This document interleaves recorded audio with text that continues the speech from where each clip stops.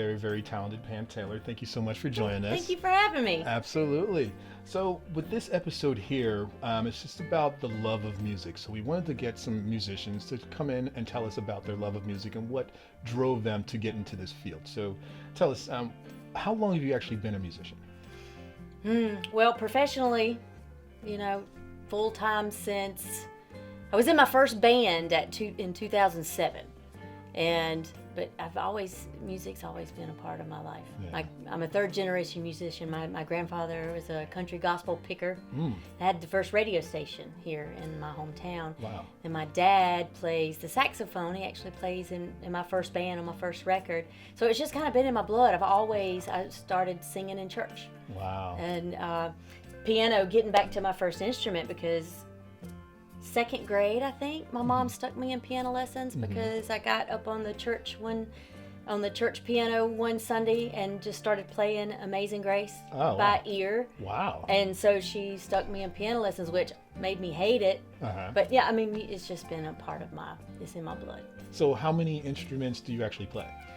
Well, piano's first, and then I got my first guitar at age 18, and I taught myself how to play. I didn't want to make the same mistake with piano. It's like, I don't want to hate this, so let me just figure it out. And I for my last record, Steal Your Heart, I wanted to be the only person playing the stringed instruments. I wanted all the guitar parts, so I learned how to play mandolin and a ukulele for a couple songs, and just learned it enough to play those songs I needed to play on it. So I don't know if you could say I play ukulele or I play mandolin, but I can figure out how to play it if I want to. So being able to play by ear, does that help you cross over different instruments and just being able to pick it up and play it? Yeah, it can for stringed instruments, but when you get to something like a mandolin, it's tuned differently. The strings, you get those double. It is a different animal, but I feel like little techniques that you pick up from being able to play, like being able to strum or your fretting fingers and things like that, help you play those kinds of instruments, even though the tuning may be different, or you just have to kind of reframe it. But I think that it does give you an edge when you can already play one instrument. You can kind of see where the patterns overlap. Right. Now, with that being said, what would you say is your favorite genre of music to play, since you can play so many instruments? Oh, to play or to listen to? Those are two different right, things. Those are two different things. Well, when I first started playing guitar, I was singing more like a folky singer-songwriter. I was into Jewel and Sheryl Crow and just singer-songwriter stuff, because I was always a songwriter. I was writing stories from a very young age, and it just turned into poems, and then the poems turned into songs. I think I was right out of high school when I started turning my poems into songs when I got my guitar. But as far as like enjoying playing, I think the blues. Really? Yeah. Yeah. When it's something about the emotion and the way you can make that instrument sound like the way I feel inside. Yeah. Like if I want to scream or cry or wail or whatever, I can bend those strings just right. Or there's just so many things, nuanced things that can make it feel like I'm sharing emotion. And the blues is by far my favorite to play, I think. So when you are performing, if that's your favorite to play and you're playing live, how does that, you say you share those, you can bring those strings and it shares your emotion. What emotions or what energy does it give you when you're playing live? Like to get on stage, that's an electric feeling. So what do you feel when you're playing live? Well, I had to tell myself, fear and excitement are so close. It's like love and hate, right? And the excitement, you still get butterflies in your stomach, and your heart starts racing, and you almost feel like you can't do it, but at the same time, it's like, I gotta do it. Right. Because it feels so invigorating. And to be on stage, especially being a songwriter, and people knowing your songs. Right. And you see people just jamming, and how you can move people with music.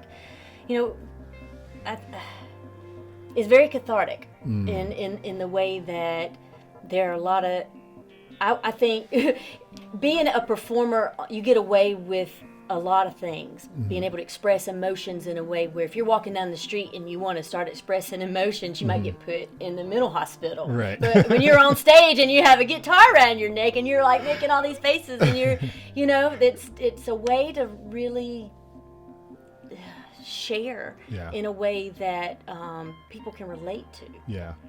And so I feel empowered. I feel, you have very little control over your circumstances. The only thing we have control over in this whole world is how I feel or how I respond or the things I say, my actions, what I choose to do in any given situation. So I think that being able to have control over an instrument and being able to create with others and being on a stage, and it's just this energy and motion through music, and it's reaching other people, and there's this energetic exchange. There's no other high like it. It's what I was born to do, and as I look back I can see there wasn't much I could do. I just had to make it through, 'cause the time has come for me to rise above. Let me ask you this though, big question. And I know there are people out there that talk about a love of music, but tell us truthfully, what does the statement, "I can't live without music" mean to you? I can't live without music. Imagine watching a movie and there being no music. Is it going to give you that same feeling? Right. Music brings back memories from my childhood. I'll hear even just a jingle on a TV commercial, the way it brings you right back there. How can we live without that? Yeah. Like, and our favorite songwriters, our storytellers, like if you're into guitar, if you're into piano, you have, your go-to when you're sad. That you put on the record player or put in the CD player. You have your go-tos when you're feeling, when you want to party, when you're feeling, are you cleaning house? You put like music is just a soundtrack to life. Yeah. So how can we live without that? Yeah.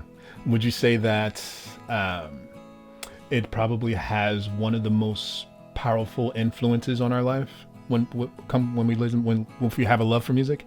Absolutely. Absolutely. I mean, from make a joyful noise. Music is so many things to so many different people. What was the first thing we did when we come out of the womb? We were crying. That's a noise. That's music. I'd say if your heart beats, you're music. You have music. You can create music. It's that ingrained in every being, I believe. Yes, absolutely. I believe so too. I believe that, music is a part of us, when it comes to deep down to our souls, like you said, because we can feel it within. Can you tell us about one of your favorite performances or interactions with the crowd when you're playing live? I know that can be very energetic as well. When kids are listening, there's just because you can't fool a kid. Right. You either have it or you don't. Whatever it is that sparks joy in children. And so I did Girls Rock Charlotte, where I volunteered to help with this amazing organization, and I got to perform live for the girls. Okay. After we had been working with them and know them on a personal level, and then have them in the crowd.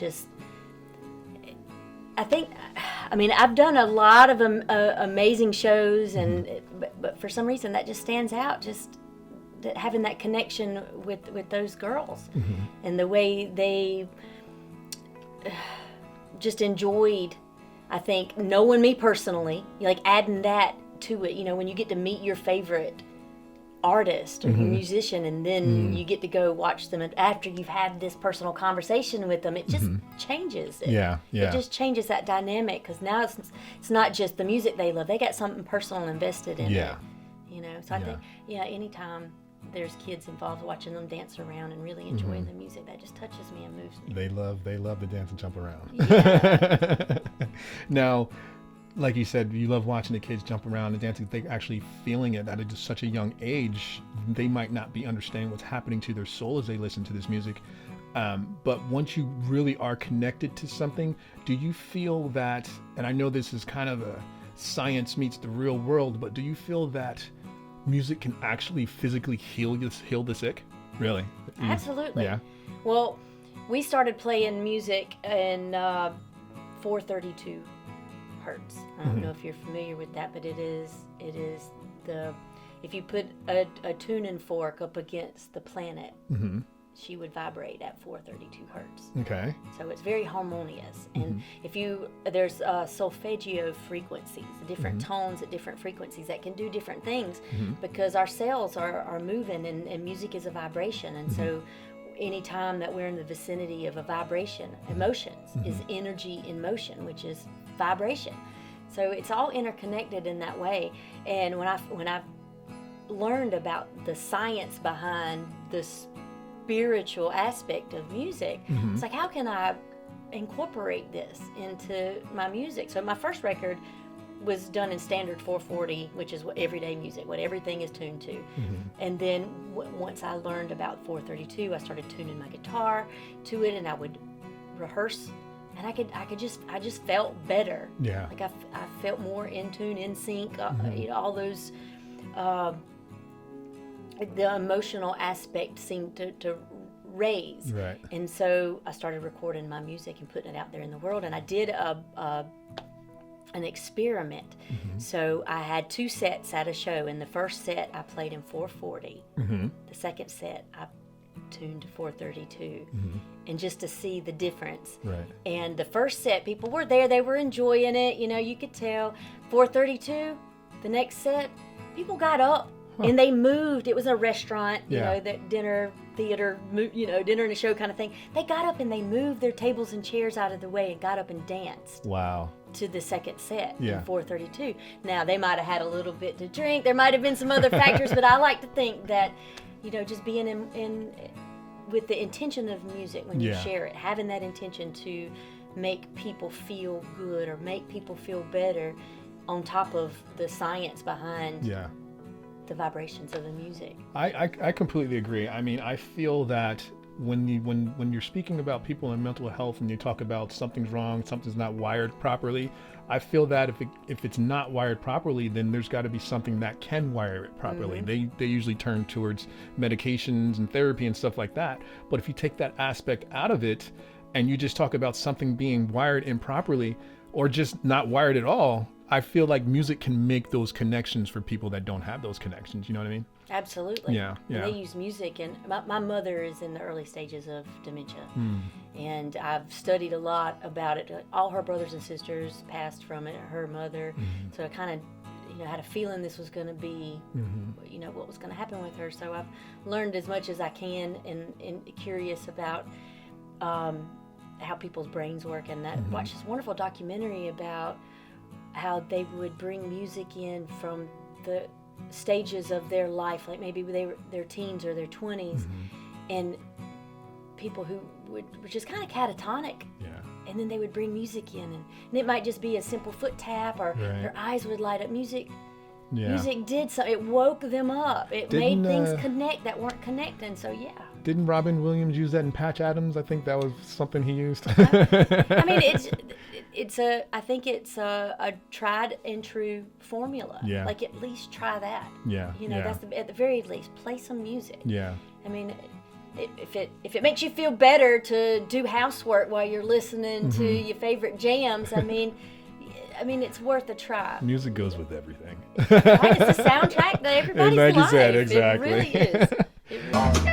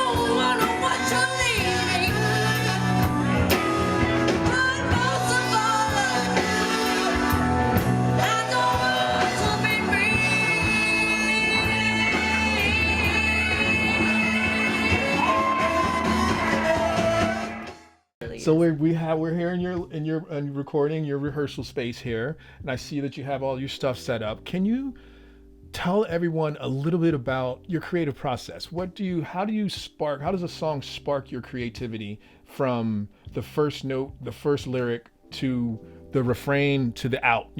What happens to you when in your creative process? Oh, it's so many different ways. Mm-hmm. Music or a song doesn't come to me, and I have this one layout that I have no control over how it comes to me and how it comes out of me. I feel like I'm just a vessel to receive and to put it out there.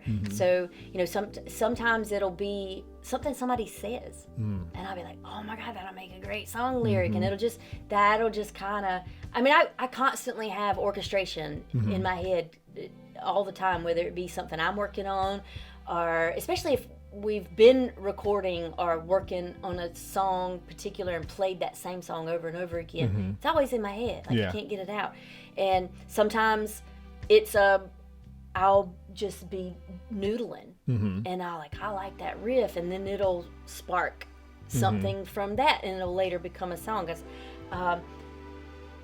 My song "Squeeze Me" is a perfect example of it. It was this lick on the guitar, and I just could not get it. And my fingers were like, I just could not get it, so I kept playing that one thing over and over and over again. And now that is the prominent riff in my song "Squeeze Me." It took on a whole new life. And so there's that way, and then I get a lot of inspiration from watching other art.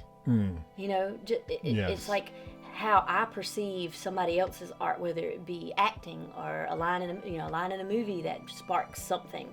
And it can either be I just go and just play and just mess around, or I write and there's no music involved yet. It's just it comes at me in many different ways. That's brilliant. Now I know for myself, when I was doing this way back in the day, the live performances for me were the most fun, but they were the most scary. You know what I mean? Because you get a large crowd out there and you got to perform. It can be a little scary when you get up there. So, do you still get the butterflies before you perform? Before you go up?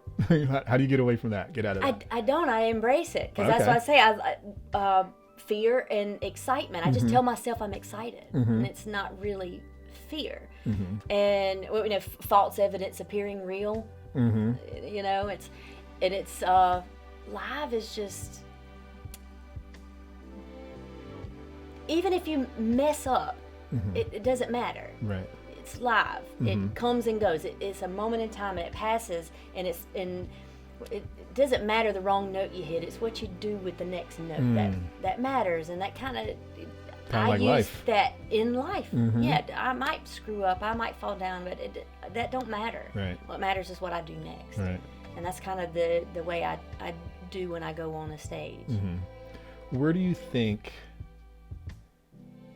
because you've been performing for a long time, and where do you think you would be in life without music? Dead. Wow, really? Means that much to you? Well, yeah, music has been my therapy long before I even knew what was happening to me. And we get emotions, and if I can't get them out of me. I say we. I feel like I'm speaking for a lot of musicians as a whole, and because I feel like this is a common thing. But for me, music has been therapy. It's cheaper to create, but it just to be able to have a vehicle for moving through hard things in life, and whether or not it's to end up performing in front of 1,000 people, or to put on a record that's going to be heard all over the world, or if it's just something I need to sit here and cry over my guitar strings, and nobody will ever hear it. There's something magical in that process, and if I know if I hadn't been able to go to that, I just feel like So, last question. If you can tell us, if there was one word that you feel that music needs to be today for humanity's sake, what would that one word be? What does music need to be today? for humanity's sake, music needs to be free. Free for the world to enjoy. Yeah, it needs to be, create freedom, and it needs to be freely given. Like, whenever I play a show, I say I get paid for the years I put into my craft. I get paid for gas to get here. I get paid for setting up all this stuff. But when I'm standing on a stage and I'm getting it, when I'm singing for people, that's a gift. Wow. It's a beautiful gift that you give people. Thank you so much, Pam Taylor. Please check her out online. What is your website again? PamTaylorMusic.com. Check her out. Very, very, very talented young lady. Thank you so much for joining us today. Thank you, Tim.